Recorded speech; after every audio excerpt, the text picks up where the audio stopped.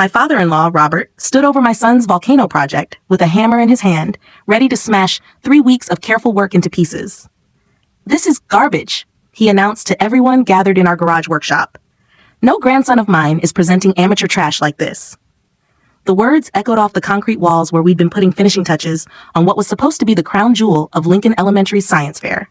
My husband Marcus just stood there, tools frozen in his hands, while our 10-year-old son Ethan watched his grandfather prepare to destroy what had become his passion project.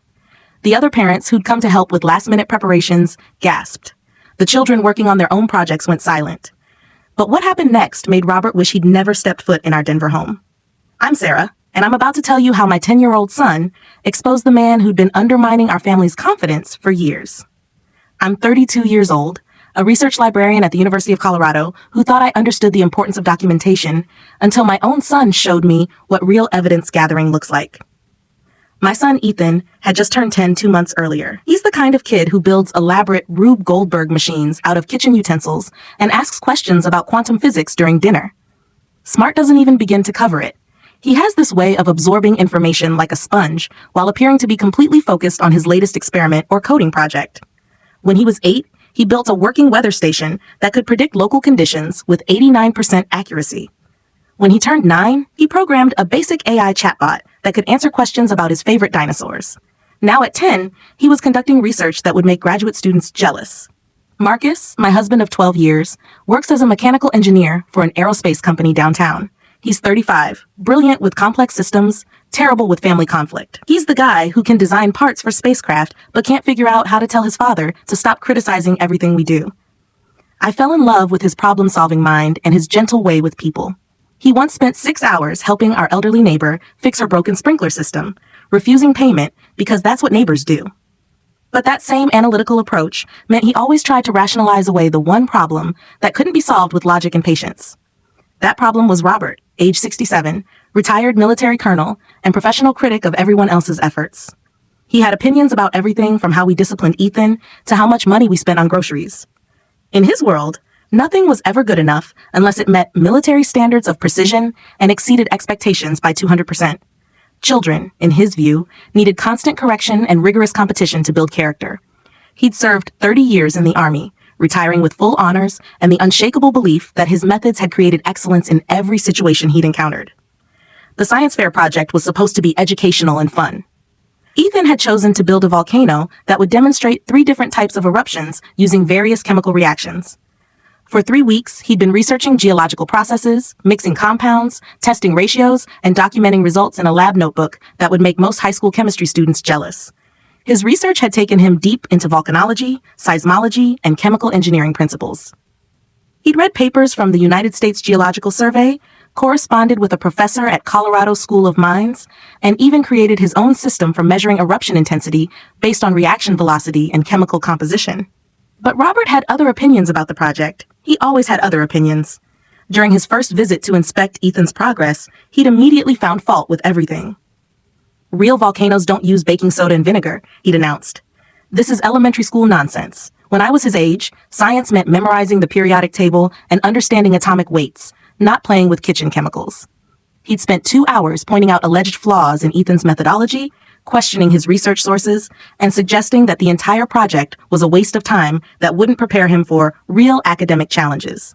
What Robert didn't know was that Ethan had been documenting something else entirely.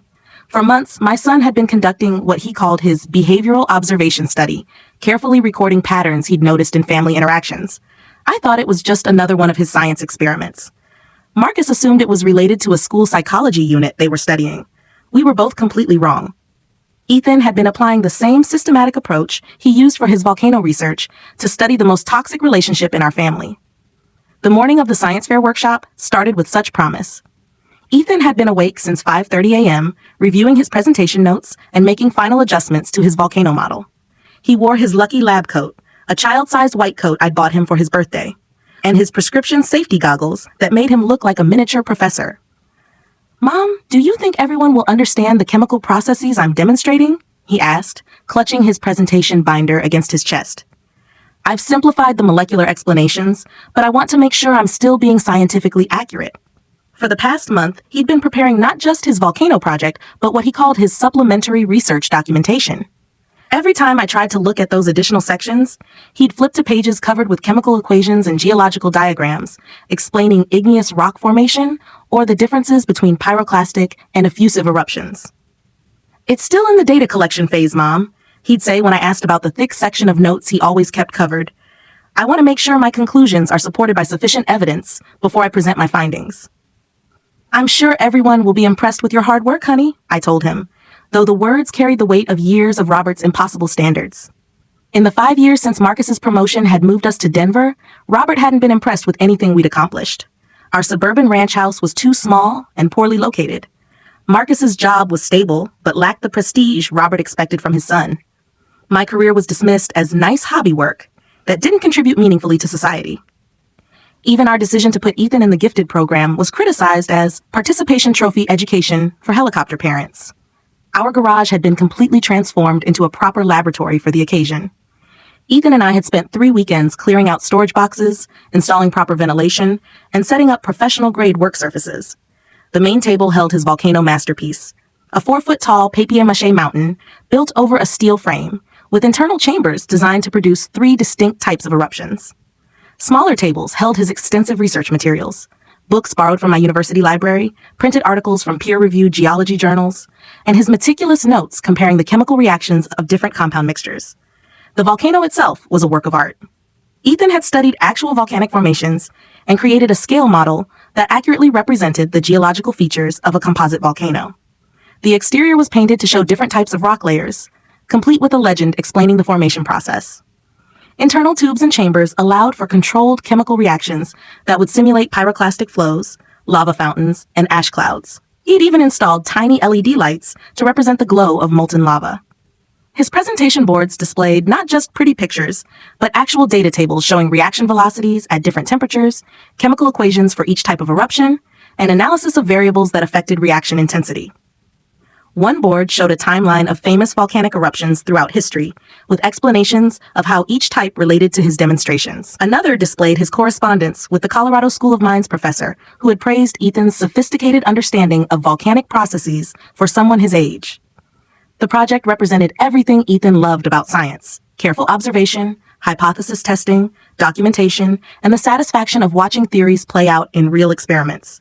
He'd spent countless hours perfecting the ratios for each eruption type, documenting failures and successes with the precision of a graduate student. His lab notebook contained not just successful formulations, but detailed analysis of experiments that didn't work as expected, complete with hypotheses about why they failed and modifications for future attempts. Other families had been invited to join our workshop session, a community approach to science fair preparation that Ethan had specifically requested after learning about collaborative research methods in real scientific institutions. Science is collaborative, Mom. Real researchers share resources and peer review each other's work. That's how discoveries get validated and improved. The collaborative approach was typical of Ethan's thinking, always looking for ways to make good work better through sharing knowledge and receiving feedback. The Hendersons were coming with their daughter Maya's robotics project, a sophisticated mechanical arm that could sort objects by color and shape. Maya was 12 and shared Ethan's love of complex engineering challenges. The Chens planned to bring supplies for their twin boys' solar system model, but this wasn't a simple hanging planets display. They'd created a working model that demonstrated orbital mechanics and gravitational relationships. The Williams family was working on a presentation about local wildlife preservation that included original research on bird migration patterns in the Denver area. These weren't just casual family friends, but a carefully selected group of parents and children who shared our belief that learning should be challenging, collaborative, and joyful. Maya's parents were both teachers who understood that process mattered more than product, that mistakes were learning opportunities rather than failures. The Chens ran a local makerspace and frequently hosted workshops where children learned advanced technical skills in supportive environments. The Williams family homeschooled with an emphasis on environmental stewardship and critical thinking. Marcus was busy that morning organizing tools and materials, setting up safety equipment, and trying to mentally prepare for his father's visit. His weekly phone calls with Robert had become increasingly difficult exercises in deflection and damage control. Robert would call every Sunday at exactly 7 p.m., and Marcus would spend the entire day dreading the conversation. "Dad's just old school," he'd say after hanging up, massaging his temples with the same gesture he used when dealing with particularly complex engineering problems. He wants us to excel. His methods are just intense. But wanting someone to excel and systematically destroying their confidence are two different things. And Robert had been steadily eroding our family's sense of achievement since the day we'd announced Ethan's acceptance into the gifted program at his school. Gifted programs are participation trophies for helicopter parents had been Robert's immediate response. Real excellence doesn't need special recognition. When I was growing up, smart children were expected to excel without fanfare or special treatment. My parents lived in Seattle, too far for regular visits, but never too far to send encouragement and support. They'd mailed a care package 3 days earlier with specialized supplies for Ethan's project and a handwritten note praising his scientific curiosity and dedication. My father, a retired chemistry teacher, had included several articles from professional journals that related to Ethan's research. My mother had sent a new lab notebook with a note saying, "For my brilliant grandson who asks the best questions and never stops looking for answers." My brother David was a chemistry professor at the University of Washington who had become one of Ethan's biggest supporters and informal mentors. He'd spent several hours on FaceTime helping Ethan understand volcanic rock formation, discussing the chemical processes that create different types of eruptions, and reviewing Ethan's experimental methodology. "Give that old buzzard hell," David had whispered to me during their last call when Ethan ran off to test another mixture. "Ethan's brilliant, and Robert's just threatened by intelligence he can't understand or control." "He's Marcus's father," I'd whispered back. "I have to try to make this work for the family."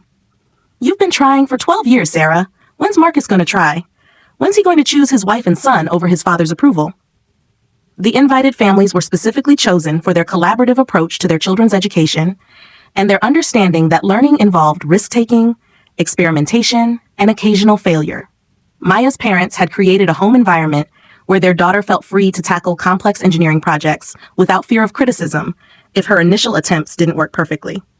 The Chens encouraged their boys to ask questions, make hypotheses, and test ideas through hands-on experimentation. The Williams family approached every subject as an opportunity for discovery and exploration. I'd spent the morning arranging everything perfectly. Safety equipment was properly distributed and easily accessible, reference materials were organized for quick consultation, and a comprehensive first aid kit was prominently displayed because we were dealing with chemical reactions and potentially dangerous materials. The coffee station was stocked with supplies for the adults, and I'd prepared healthy snacks that would sustain energy without causing sugar crashes during detailed work.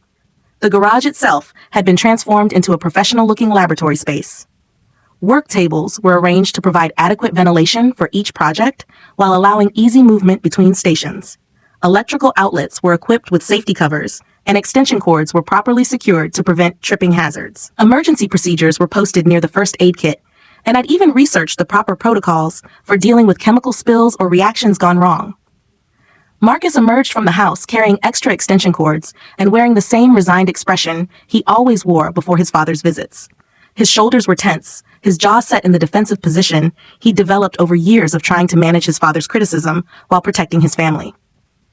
"He's going to find problems with everything," he said, not meeting my eyes as he methodically checked each electrical connection. "He always does. I just hope he doesn't upset Ethan before the demonstration." "Maybe this time will be different," I replied, helping Ethan adjust his safety goggles one more time and checking that his presentation materials were properly organized. "This is about Ethan's achievement, not our parenting choices. Maybe, when he sees the quality of work Ethan's done, the depth of research, he'll be proud instead of critical." How wrong I was. It was about to become all about Robert's standards and his determination to impose them on everyone around him, just not in the way any of us expected. The trouble started the moment Robert stepped into our garage. He surveyed the setup with the expression of someone conducting a military inspection he expected to fail. His eyes tracked across every piece of equipment, every safety precaution, every carefully prepared material, like he was calculating the inefficiency and waste they represented. He wore his usual weekend uniform, pressed khakis, a polo shirt with military precision creases, and shoes that could probably pass a formal inspection. "All this for a school science fair," he announced within 30 seconds of arrival. "Sarah, this is excessive." Children in my generation learned through discipline and competition, not elaborate productions that coddle mediocrity. When I was 10 years old, our science education consisted of memorizing facts and demonstrating mastery through testing. None of this hands-on nonsense that teaches children to expect entertainment with their education. "Dad, please," Marcus muttered from behind his clipboard, his standard defensive position when trying to manage the conflict between supporting his family and avoiding confrontation with his father. It's educational. Ethan's learning real chemistry and geology. He's been corresponding with university professors about his research. Chemistry? Robert scoffed, examining Ethan's carefully organized materials with obvious disdain. This is arts and crafts with dangerous materials. Real chemistry requires advanced mathematics, proper laboratory equipment, and theoretical understanding that goes far beyond mixing household chemicals. This is just supervised play that teaches children to expect praise for minimum effort. Ethan, who had been carefully calibrating his measurement tools and reviewing his presentation notes, heard every word. I watched his shoulders tense slightly, but he kept working, adjusting his equipment with the same methodical precision he used for everything. That's when I noticed he'd prepared a special presentation folder with Grandpa's Review written in his neat handwriting, decorated with small drawings of laboratory equipment and molecular diagrams. He'd placed it prominently on his work table, clearly intending to share whatever was inside with his grandfather. The folder was thick, suggesting extensive preparation, and I could see tabs dividing it into multiple sections. Whatever Ethan had prepared for Robert, it represented significant time and effort. The other families began arriving in quick succession, each carrying their children's projects and the excited energy that comes with shared learning experiences. The Hendersons arrived first with Maya, who immediately started comparing programming approaches with Ethan and discussing the servo motors she'd used for her robotic arm. Maya was the kind of 12-year-old who read programming manuals for fun and had already decided she wanted to study mechanical engineering at MIT. The Chens followed with their twins, Jake and Sam, carrying supplies and enthusiasm in equal measure. At 8 years old, the boys had created a solar system model that accurately demonstrated planetary rotation periods, orbital relationships, and relative gravitational forces. They'd spent months researching astronomical data and learning the mathematical relationships between planetary masses and orbital mechanics. The Williams family arrived last with their daughter Jessica, who brought her extensive collection of nature photography to document everyone's projects and their presentation process. Jessica was 11 and had been conducting original research on bird migration patterns in the Denver area, using photography, observational data, and collaboration with local ornithological societies. The parents gravitated toward the coffee station, making the comfortable conversation that flows between people who enjoy watching their children learn and grow together. These were parents who understood that real education happened through exploration, experimentation, and the kind of deep engagement that schools often couldn't provide due to time and resource constraints. Robert positioned himself near the main work table like a quality control supervisor, occasionally making pronouncements to anyone within earshot. He'd brought a small notebook and appeared to be taking notes, though whether he was documenting what he saw or simply preparing his list of criticisms wasn't clear. In my day, children learned through failure and repetition, not endless encouragement for substandard work. He announced when Maya's programming code didn't work on the first try. Maya simply nodded, made a note about the error, and systematically began checking her logic sequence, exactly the kind of problem-solving approach that real programmers use when debugging code. Participation trophies have ruined an entire generation's work ethic, he declared when one of the Chen twins celebrated successfully calibrating the orbital speed of Mars in their solar system model. Jake had been working on that particular calculation for 3 weeks, learning trigonometry concepts that wouldn't normally be taught until high school.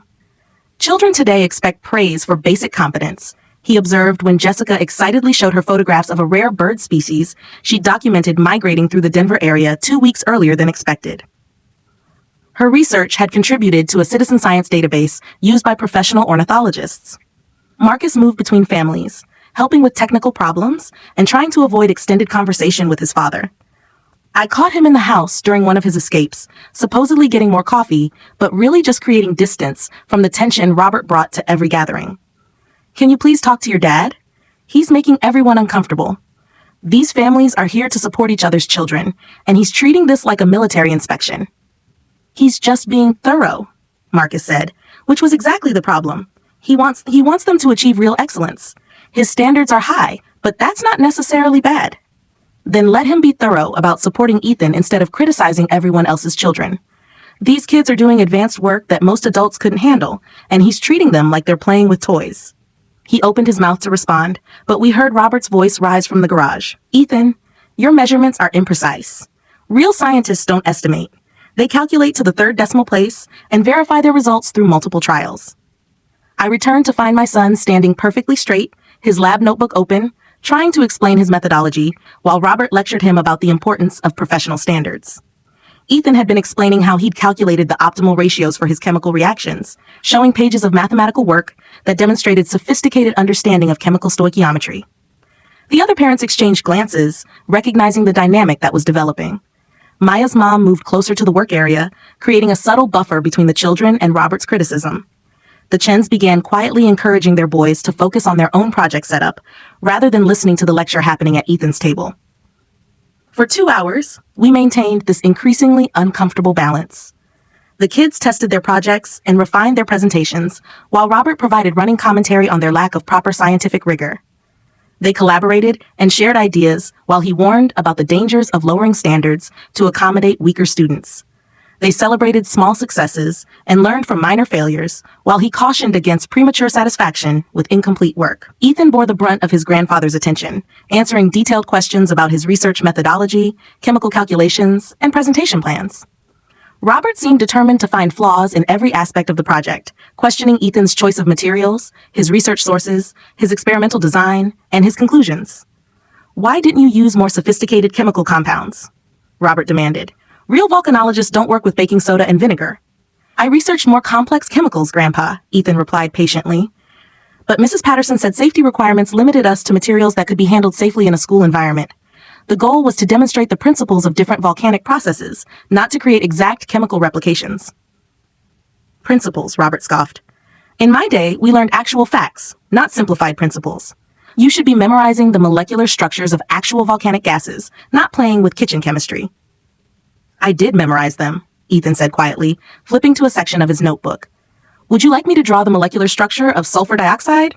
Or maybe explain how silicon dioxide content affects lava viscosity?" Robert paused, apparently not expecting Ethan to have gone beyond the basic project requirements. But instead of showing approval, he found a new criticism. Memorization without practical application is meaningless. Anyone can copy diagrams from textbooks. Then came time for Ethan's demonstration.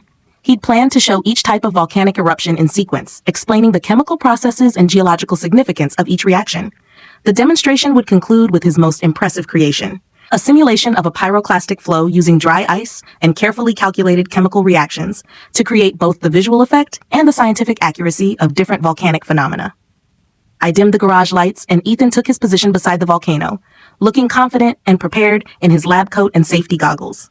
His presentation materials were arranged precisely, his chemical compounds measured and ready, his safety equipment properly positioned. "Ladies and gentlemen," Ethan began in his clear, serious voice, "today I'll be demonstrating 3 types of volcanic eruptions and the chemical reactions that simulate them. Each reaction has been tested multiple times under controlled conditions, and I'll be following proper safety protocols throughout the demonstration." He gestured to his presentation boards with the confidence of someone who had thoroughly prepared for every aspect of his presentation. "First, I'll show you a strombolian eruption, characterized by moderate explosiveness and regular intervals. Then we'll see a Plinian eruption, which involves high gas content and explosive force. Finally, I'll demonstrate a Hawaiian-style eruption with continuous lava fountaining." That's when Robert stood up abruptly, his chair scraping loudly against the concrete floor. "Stop this amateur hour nonsense right now." His voice cut through Ethan's presentation like a blade, sharp and commanding in the way that had intimidated subordinates throughout his military career. The garage fell silent instantly. Maya stopped adjusting her robot's programming. The Chen twins froze in the middle of explaining planetary orbits to Jessica's parents. Even Jessica lowered her camera, sensing that something was going seriously wrong. "This child failed his math test 2 weeks ago," Robert announced to the entire room. "Marcus told me himself during our Sunday phone call, and he's being rewarded with this elaborate show instead of facing consequences for his academic failure. This is what's wrong with modern education. No accountability, no standards, just endless celebration of mediocrity." The words hung in the air like poison. I felt my stomach drop as I realized Robert was about to destroy not just Ethan's project, but his confidence in front of all his friends and their families. "Dad, that's enough," Marcus said weakly, his voice barely carrying across the garage. The math test was on advanced algebra concepts that most 4th graders haven't even been introduced to. His teacher said most of the class struggled with it because they're piloting advanced curriculum. "Excuses," Robert declared, waving off Marcus's explanation with obvious contempt. "You always make excuses for mediocrity, just like your wife does. Someone needs to teach this child that rewards must be earned through excellence, not just effort." Before anyone could react, Robert had grabbed the hammer he'd brought with his tools. He moved toward Ethan's volcano with the determined stride of someone on a mission to teach an important lesson. "This is garbage," he announced, raising the hammer above the carefully constructed model that represented weeks of research, experimentation, and learning. "No grandson of mine is presenting amateur trash like this at a school function. This kind of participation trophy nonsense is exactly why his generation lacks discipline and real achievement." The room was silent, except for the hum of the ventilation fan and the sound of everyone's shocked breathing. Maya's dad started forward, his engineer's instinct recognizing the destruction that was about to occur. Jessica started crying, her camera hanging, forgotten around her neck. One of the Chen twins grabbed his brother's arm, both boys staring with the wide-eyed expression of children witnessing something they didn't understand. But all I could see was Ethan's face. His eyes filled with tears that threatened to spill over. But they didn't fall, as if he was processing this moment through the same scientific methodology he applied to his experiments. His bottom lip trembled as he stared at his grandfather, watching the man who was supposed to love and support him prepare to destroy weeks of passionate work. Marcus stepped forward, his hands shaking with a combination of anger and disbelief.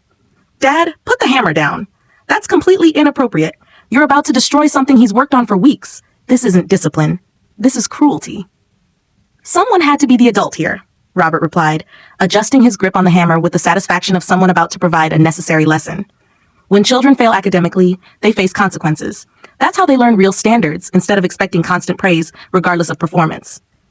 I wanted to tackle him. I wanted to grab that hammer and show him what real consequences looked like when someone threatened my child. Every protective instinct in my body screamed to defend Ethan, to stop this destruction, to do something, anything, to prevent the devastation I could see building in my son's eyes. Maya's dad stepped forward with the authority of someone accustomed to solving problems. "Sir, I think you need to put that tool down immediately. What you're doing is not just inappropriate, it's destructive and cruel." "Cruel is letting a child believe effort matters more than results," Robert shot back, his military bearing evident in his rigid posture and clipped speech. "Cruel is setting him up for a lifetime of disappointment when the real world demands actual excellence instead of participation trophies."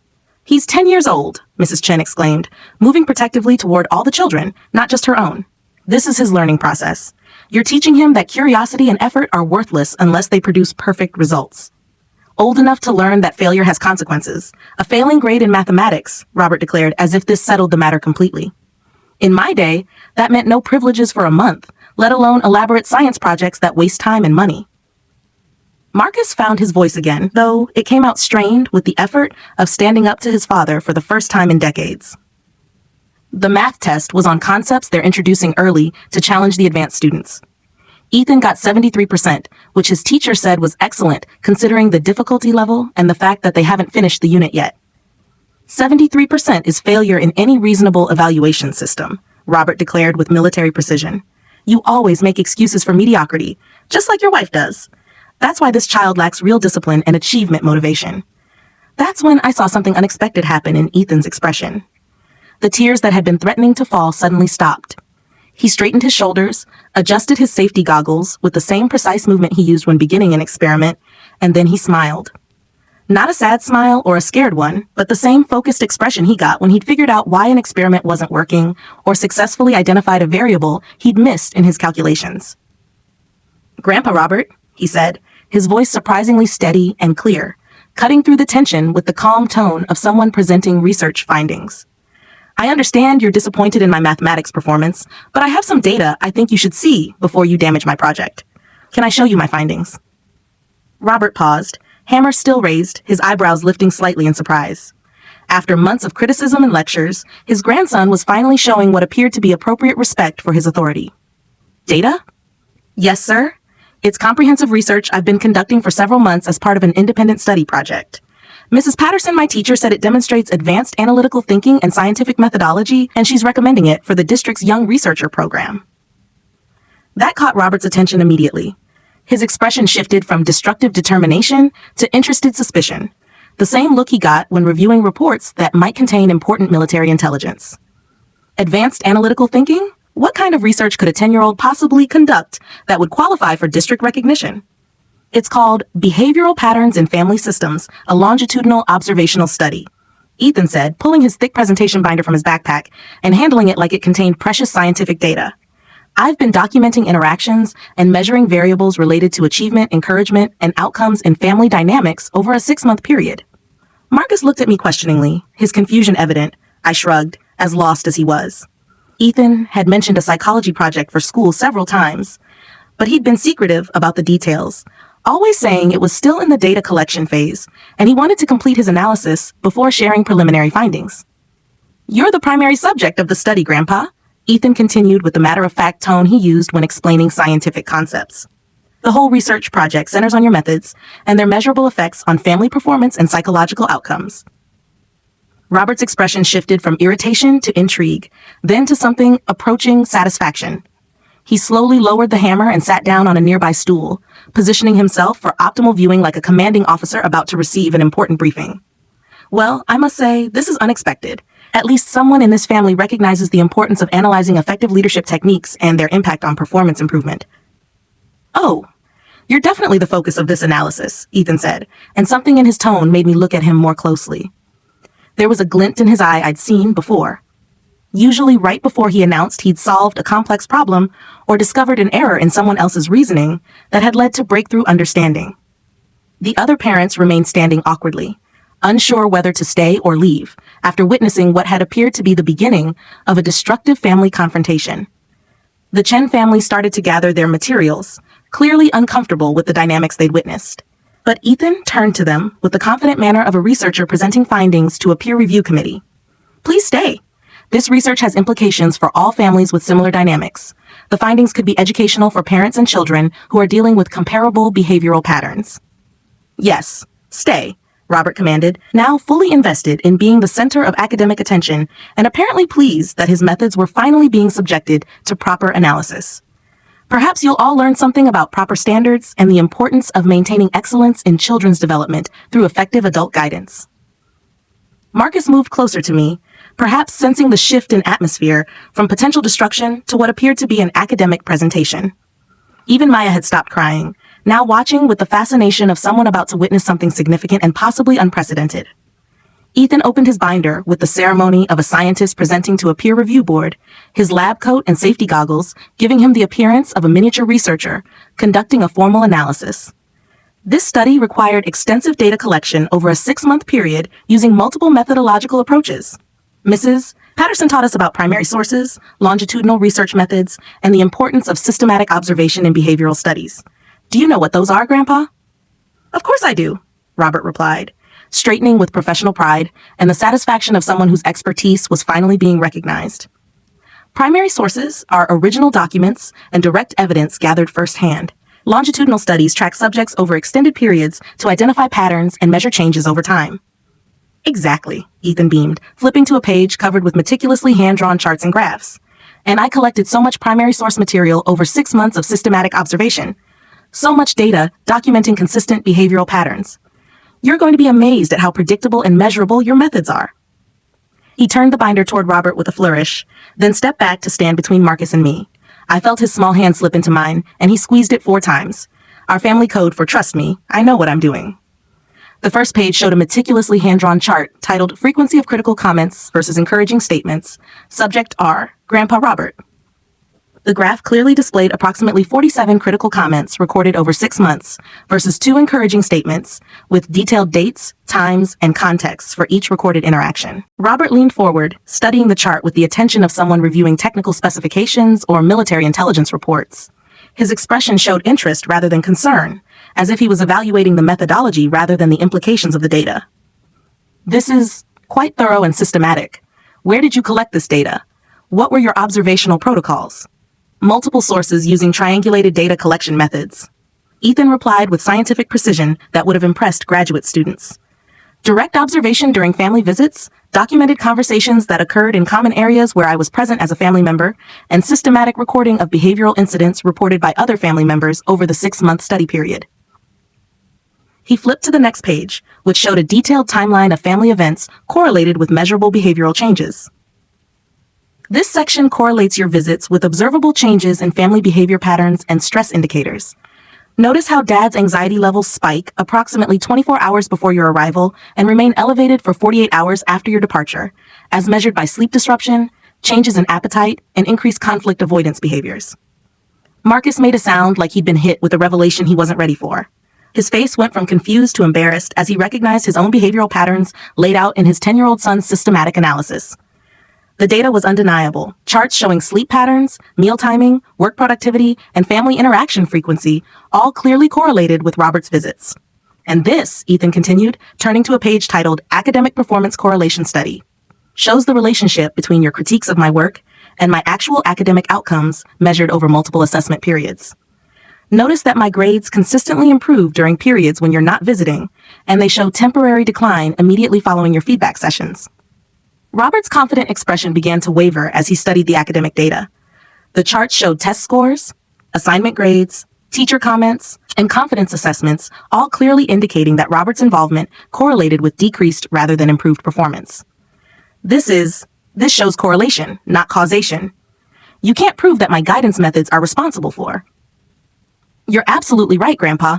That's why I included this section on controlled variables and alternative explanations, Ethan interrupted politely, demonstrating the kind of scientific thinking that impressed his teachers. He flipped to a new section labeled Qualitative Data, Primary Source Documentation with Supporting Evidence.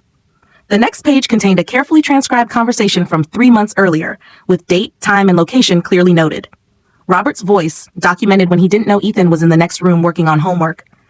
That child is too sensitive, just like his mother. They coddle him constantly with praise for basic competence.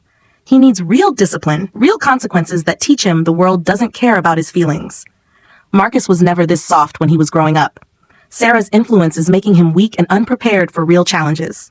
Robert went pale, his military posture faltering slightly. When did you document this conversation? I wasn't recording it, Grandpa. You were talking loudly on the phone in our living room while I was doing math homework at the kitchen table 20 feet away. I documented it immediately as part of my observational study. Mrs. Patterson taught us that good researchers take detailed notes immediately when they observe relevant behavioral data, including direct quotes when possible. Ethan turned to another page, this one showing a direct quote from Robert during his previous visit, documented with the same scientific precision. Real scientists don't make mistakes, Ethan. If your experiment doesn't work perfectly the first time, it means you didn't prepare properly. Failure is a choice, not a learning opportunity. Below the quote was Ethan's methodical analysis. This statement contradicts established scientific methodology, which explicitly values failure as part of the learning process and hypothesis refinement. See attached references from NASA, MIT, the National Science Foundation, and 12 peer-reviewed journals regarding the role of failure in scientific advancement. The attached references were real, printed pages from scientific publications that Ethan had researched and compiled, showing quotes from famous scientists about the importance of failure, iteration, and learning from mistakes in the scientific process. The room was absolutely silent, except for the hum of the garage ventilation system and the distant sound of Saturday morning neighborhood activity. Even the children seemed to understand they were witnessing something unprecedented. A 10-year-old systematically dismantling an adult's behavior patterns using the same methodology professional researchers use to study human psychology. Another page showed more documented statements, each with date, time, context, and witnesses when applicable. Robert telling Marcus during a phone conversation that Sarah's career is a hobby that takes time away from proper family priorities and financial stability. Robert explaining to his neighbor, Mrs. Henderson, that gifted programs are just ways to make average children feel special while lowering standards for everyone else. Robert's detailed criticism of our parenting methods, our home, our financial decisions, and our social choices, all meticulously documented with the precision of a court reporter. But the most damaging section came next, and I could see Robert's confidence beginning to crack as he realized the extent of his grandson's documentation. A verbatim conversation Robert had with his brother last month, discussing specific plans to help Marcus understand his current situation is limiting his potential and his son's development. The conversation, documented in Ethan's careful handwriting, included Robert's strategies for undermining my confidence as a parent, creating doubt about our educational choices for Ethan, and positioning himself as the only reliable source of guidance for our family's future. The level of manipulation was breathtaking. Carefully planned comments designed to create insecurity, dependency, and conflict within our marriage. Phase 1 involves documenting every mistake they make. Robert had told his brother, according to Ethan's notes. Every time the boy fails a test, every time Sarah makes a parenting decision I disagree with, every time Marcus shows weakness in discipline, I keep records of everything. Phase 2 is making sure Marcus understands how his wife's career aspirations are affecting the boy's development. She spends too much time on her library work and not enough time on proper child supervision. Phase 3, if necessary, involves helping Marcus understand that divorce and remarriage might be better for Ethan's long-term development. Better to have stability with a more suitable stepmother than chaos with someone who doesn't understand proper child-rearing standards. Marcus made the same sound again, but louder. The noise of someone recognizing how thoroughly he'd been manipulated by someone he trusted. His face cycled through confusion, recognition, and finally anger as he watched his father's systematic campaign against his family laid out with scientific precision. This section, Ethan continued with the same professional tone he'd maintained throughout his presentation, documents what behavioral researchers call triangulation, attempting to create conflict between family members by sharing different information with different people to destabilize relationships. He showed a page with 3 columns: statements Robert made to Marcus about me, statements he made to me about Marcus, and statements he made to others about both of us.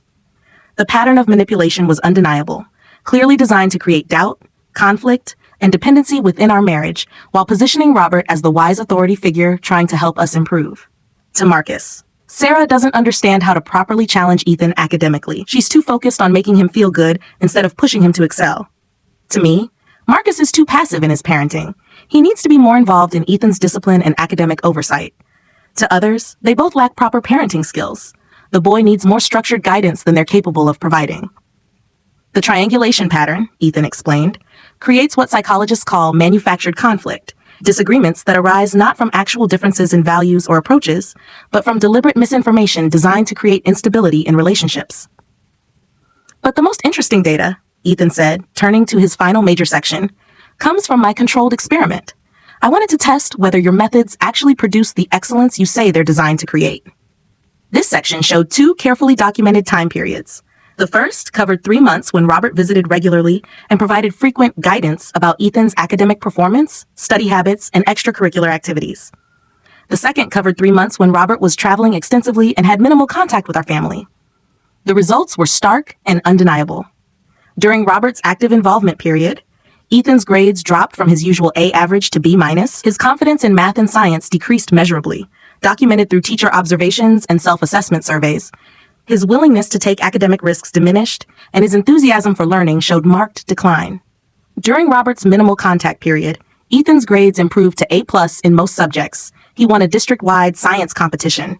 He started the advanced mathematics program, and teacher reports showed increased confidence, creativity, and intellectual curiosity. The data suggests, Ethan concluded with the measured tone of a researcher presenting findings, that your methods produce the opposite of your stated goals. Instead of creating excellence, they create anxiety, reduced performance, and decreased intrinsic motivation in the subject. But Ethan wasn't finished. He turned to a new section titled Comparative Analysis, Alternative Approaches to Excellence. I also studied other families to see what methods actually produce the kind of excellence you value, he explained. Maya's parents, for example, use what researchers call growth mindset encouragement. They praise effort, problem solving, and learning from mistakes.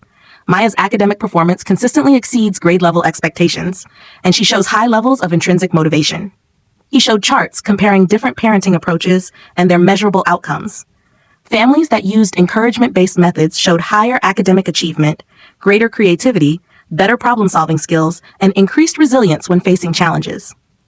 The Chen family uses collaborative learning approaches where mistakes are treated as data points for improvement rather than failures. Their twins consistently score in the 95th percentile on standardized assessments and show advanced critical thinking skills.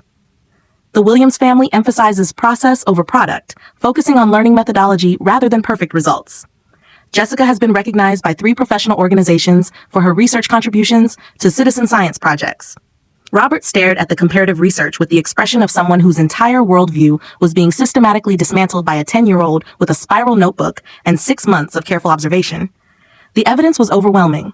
Every family that used supportive, encouraging methods produced children who achieved at higher levels than his criticism-based approach.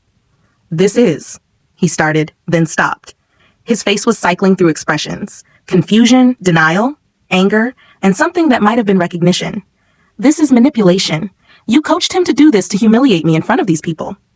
Actually, Ethan interrupted politely, pulling out a small dictionary he'd included in his materials. Manipulation is defined as influencing someone through deception, distortion, or emotional pressure for personal advantage. Scientific research is defined as systematic investigation using established methods to discover facts and reach new conclusions. He flipped to another section of his binder. This is my methodology section, which explains exactly how I collected data, what standards I used for documentation, and how I avoided bias in my analysis. Would you like to review my research protocols?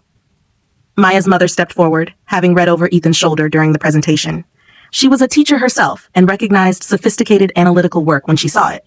Sir, no one could coach a child to produce this kind of systematic documentation over 6 months. What we just witnessed was careful scientific observation by a bright child trying to understand why family gatherings consistently made him feel anxious and inadequate. This is harassment, Robert sputtered, standing up abruptly and looking around the room for support. You're all turning against me based on a child's misinterpretation of normal family guidance. Are you saying the quotes are inaccurate? Ethan asked quietly, his scientific training evident in his approach to addressing criticism of his research. Because I have additional documentation if you'd like to verify the transcriptions. I can also provide the dates, times, and circumstances for each observation. Mrs. Patterson taught us that good research must be verifiable and replicable.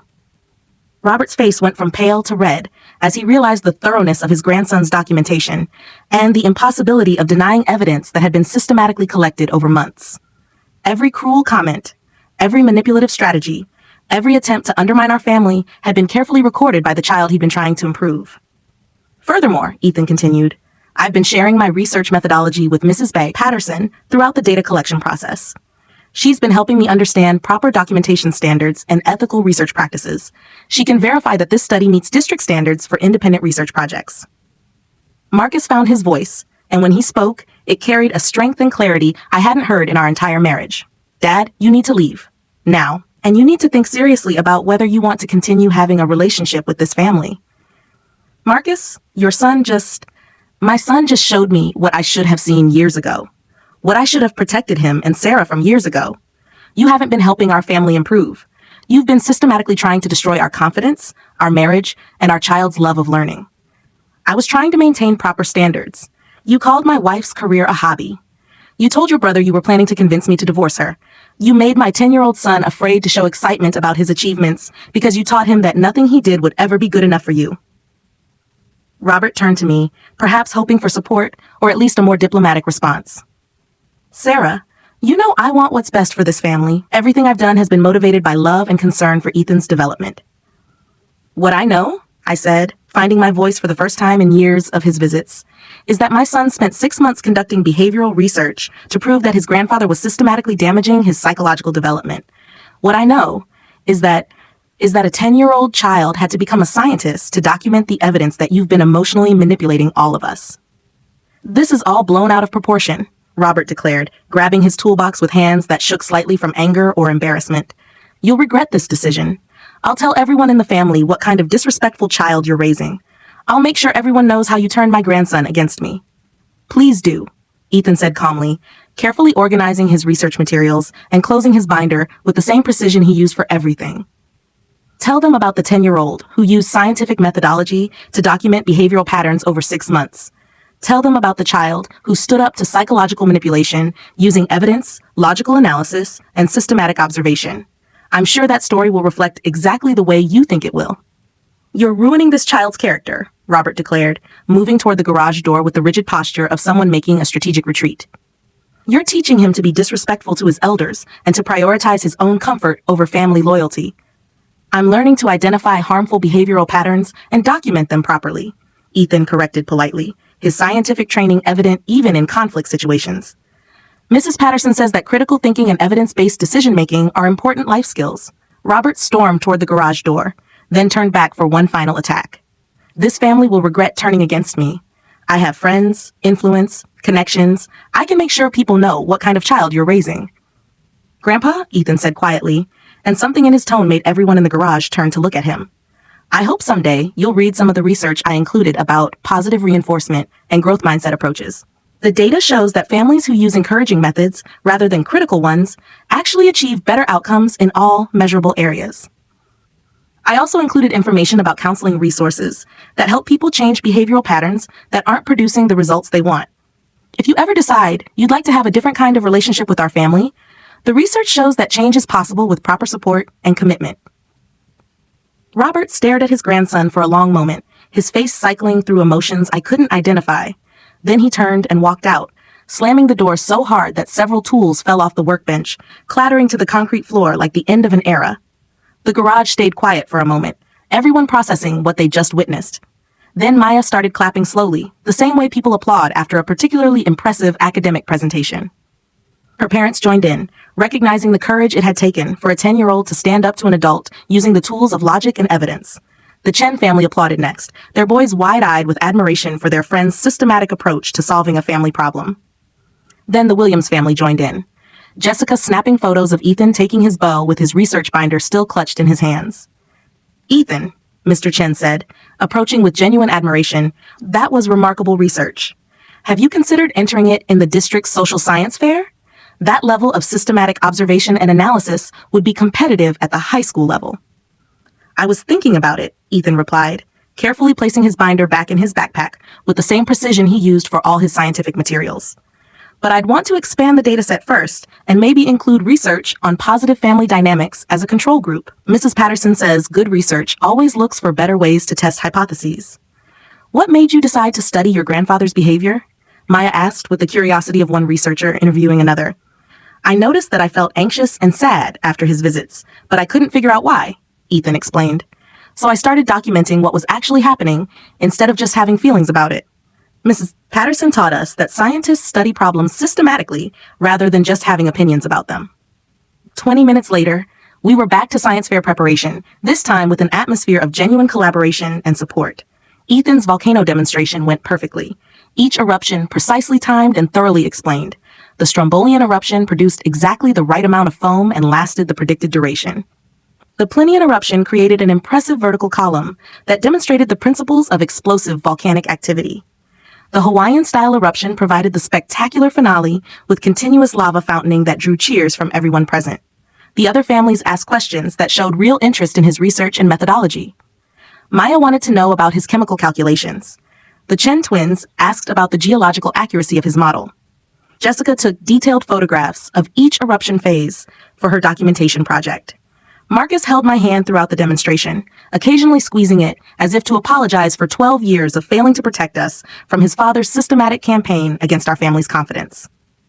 When Ethan successfully triggered his final eruption, a spectacular foaming reaction that shot colorful solution 3 feet into the air, everyone cheered with genuine enthusiasm.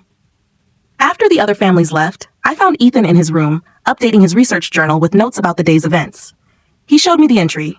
Hypothesis confirmed, presenting documented evidence of harmful behavior patterns effectively neutralizes subjects' ability to continue those patterns. Additional finding, standing up to manipulative behavior with systematic evidence rather than emotional reactions produces better outcomes for entire family system. Then he showed me the next line. Recommendation for future research. Investigate positive reinforcement methods in healthy family dynamics. Preliminary observation suggests Dad's confidence and assertiveness increased significantly once he understood the actual measurable impact of Grandpa's behavioral patterns. Ethan, how long have you been documenting Grandpa's behavior patterns? Since Christmas, when he made you cry after opening presents, my son replied matter-of-factly. I heard you in the kitchen afterward, talking to Uncle David about whether we should move back to Seattle to get away from the constant criticism. That's when I realized I needed to gather systematic evidence about what was really happening in our family dynamics. Why didn't you tell us what you were doing?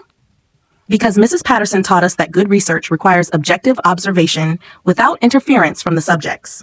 If you and Dad knew I was documenting everything, you might have changed your behavior around Grandpa, and that would have compromised the data integrity. Also, he added, looking up from his journal, I needed to make sure I had enough evidence to prove my hypothesis. 1 or 2 incidents could be explained as bad days or misunderstandings, but 6 months of consistent patterns couldn't be dismissed as easily. 3 months have passed since that science fair workshop. Robert sent one letter through his lawyer claiming we were engaging in parental alienation and violating his grandparental rights. Our lawyer reviewed Ethan's research documentation and explained that systematic emotional manipulation doesn't constitute a legal right, regardless of family relationships. The letter also noted that Ethan's research had been conducted using established scientific methodology and would likely be admissible as evidence if Robert chose to pursue legal action. Marcus goes to counseling now every Tuesday at 4 p.m. He's learning to recognize manipulative behavior patterns, understand how they developed in his childhood, and develop healthy boundary-setting skills for protecting his family. Last week, he called his father and explained that future contact would need to include a genuine apology and demonstrated commitment to respectful behavior. My son is conducting advanced behavioral research at age 10, he told Robert during their last conversation. I won't let anyone, including my own father, teach him to doubt his intelligence, question his worth, or accept psychological manipulation as normal family behavior. Ethan's behavioral research project won first place at the district social science fair and was selected for the state competition. His presentation on using scientific methodology to identify and address toxic family dynamics received attention from local universities' psychology departments. The University of Colorado's child psychology program invited him to present his research to graduate students as an example of systematic observation techniques. The regional newspaper ran a feature article about young researchers tackling real-world problems through careful methodology and evidence-based approaches. Ethan was interviewed alongside several high school students whose research projects addressed social issues in their communities. But the best moment came last week when Ethan asked me, "Mom, do you think I was mean to Grandpa Robert?" "No, sweetheart. You used evidence and logical analysis to address harmful behavior patterns. That's not mean. That's scientific problem solving." He smiled and returned to his current research project, a study of positive communication patterns in healthy families, using Maya's family, the Chens, and the Williams as his primary subjects. Then he looked up again. Maybe someday Grandpa will read the research about positive reinforcement methods and decide he wants to try different approaches, but only if he can provide evidence that he's committed to changing his behavioral patterns. That's my son. Even after documenting months of systematic emotional manipulation, his scientific mind stays open to the possibility of evidence-based change and improvement.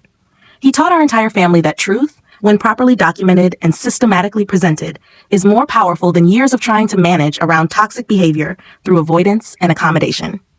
If you enjoyed this story, please give it an upvote and share it with someone who needs to hear that standing up to family manipulation with facts and evidence is not only acceptable, it's necessary. Comment below about a time you or someone you know used systematic documentation or research methods to address difficult family dynamics. Remember to subscribe for more stories about families finding their courage, children teaching adults about healthy boundaries, and the power of truth presented through proper scientific methodology. Sometimes the most effective responses come not from emotional confrontation, but from careful observation, thorough documentation, and the confidence that comes from knowing your evidence is solid and your conclusions are supported by data. In our family, we learned that a 10-year-old with a research notebook and 6 months of systematic observation could be more effective than years of adult attempts to manage toxic behavior through diplomacy and conflict avoidance. The truth, when properly documented using established research methods and presented with scientific precision, speaks louder than any argument or emotional appeal. Sometimes it takes a child's clear-eyed approach to systematic problem solving to show adults what they've been too emotionally invested to see objectively. Science, it turns out, is not just about volcanoes and chemical reactions. It's also about understanding human behavior, identifying harmful patterns, and using evidence to create positive change in the world around us.